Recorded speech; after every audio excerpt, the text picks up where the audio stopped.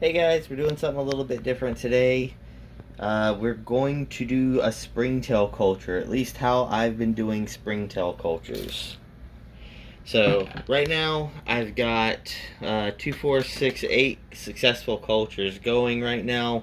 Two of them I think are brand new, the other ones are all well established. We will be taking stuff from these, or charcoal from these cultures and adding it into the new culture right here. Well, we're going to add a little bit more water. My water bottle's a little bit empty. We'll just tip it a little bit and we'll see here in a second. All right, see how we got a nice little layer. Oh, I needed more water, darn. See how we got a nice little layer of water here on the bottom. That's about what I like to do. The next thing we're going to do is we're going to add some fish flakes, and I got these fish flakes here that I wanted to give away. They're pretty good. Springtail seem to like them. We just sprinkle them in here. I'm going to put it mostly on the charcoal. That's what I'm aiming to put it on. And I put them all over the place because we're going to be taking several pieces of charcoal from the other enclosures and adding it to this one so that this one has a stable population to start with. Alright, what we want to do is we would just want to take a piece like this. It's got a little bit of food on it. It's got some springtails. We're going to grab it over here and put it in there. Now we're going to come back over. You see this one where we got a lot, right? We're going to take it to a side to where they're not on it.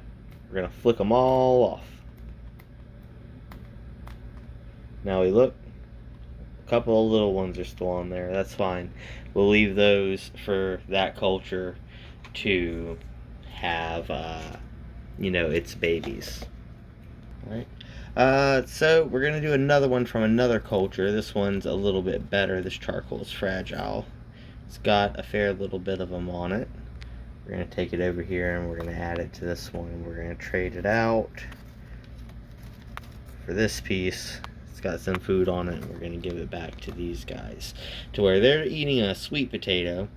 This is something new I'm trying, and I'll show you something else that we're going to harvest from that I think is 200 IQ. But we'll just see what you guys think about it. But these guys are eating sweet potato, and we're going to leave it in here and just monitor the mold growth and see how it does and holds up and see if they're eating it and as it rots. Alright, we're going to grab the sweet potato piece from the death's head roach enclosure. If you look, we got springtails all over it. This is my ideal way of harvesting them. Oh, there's a really good shot of them. Look at all of them temperate white springtails. So what I like to do is I'll take a side that doesn't got a lot on them and start flicking it. This gets all the ones on the other side off. The jolt does. Now look, most of them are gone. Now we're going to do it to the opposite side to get the ones on the opposite, or the ones on the other side, to get them gone. Now we got basically nobody left on there. This is the easiest way that I found to harvest springtails from an already established enclosure, like a death's head roach enclosure or a roach enclosure or any kind of animal enclosure where you can put food in like that and the springtails will go to, and then you can just flick them off into the culture that you're making for them. Now these guys will breed and do their whole life cycle in here over a couple of weeks, and there will be tons and tons and tons and tons and tons of them. Right now, the reason why I have so many different cultures is that I'm practicing. I am trying to see if I can replicate the success over and over and over again before I start investing into springtails. I have been focusing on isopods primarily and roaches, but I'm kind of out of options for roaches. I already own all 3 legal species in Florida without having a permit, which I can't have hissers without a permit. But we'll see about that. But, I'm going to be moving into springtails. And these guys are awesome and interesting little animals, and they breed really quick, and they come in all kinds of colors, just like isopods.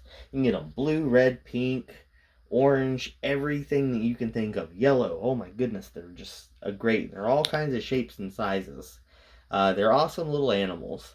But I'm going to be picking some of those up before the end of the year. I will be getting at least 1 or 2 species of them. So keep an eye out for that. I will start also doing more slightly regular content for springtails as I can throughout the weeks. Be expected to see these guys get sprinkled into the regular routine of isopods, roaches. I'm going to be putting mealworms back into it. We're going to be doing mealworms lightly, but you know, we'll see all how it goes. But I'm going to have a variety for you guys. I've got somewhat of a plan that we just got to execute, and I've got help this time. Come over here. See this one right here? Look at them all. Come to the side. Doot, doot, doot, doot. There we go. See them? Mm-hmm. Yeah, I just wanted that. That's awesome. That's why I like springtails, guys. They're the best. Alright, well, that covers this video. Basically, all you have to do is add some charcoal, not the charcoal that you would typically grill with. You want natural hardwood charcoal with nothing added. No lighter fluid, no nothing. You just want torched wood, basically. And the springtails will live, and I think they eat it, because they are naturally attracted to it. Where if you have an enclosure of isopods and you have charcoal in there, springtails will be all over it. I'm not 100% sure why. I think they eat it personally, but it is a good medium to breed these guys in. At least the temperate white variants of them.